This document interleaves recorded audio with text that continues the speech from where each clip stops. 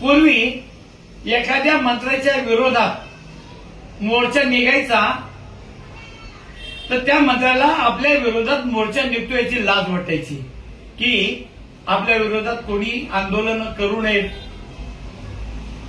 ही त्यांच्याकडे सद्विवेक बुद्धी होती त्यावेळेला. आणि त्या मंत्र्याला लाजही वाटायची आणि तो आंदोलन करत्याशी फार आदमीने प्रामाणिकपणे आपलं मनोगत व्यक्त करायचा, त्यांचं म्हणणं ऐकून घ्यायचा, त्याचे प्रश्नही सुटायचे.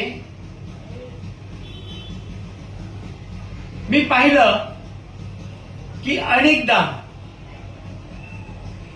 त्यावेळेच्या मंत्र्यांच्या विरोधात जेव्हा आंदोलन झाली, काही मंत्र्यांना राजीनामे द्यावे लागले आणि त्यांनी ते दिले.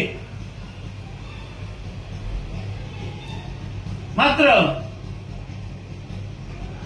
आज ही अशी परिस्थिती आहे की आजही मोर्चे निघतायत,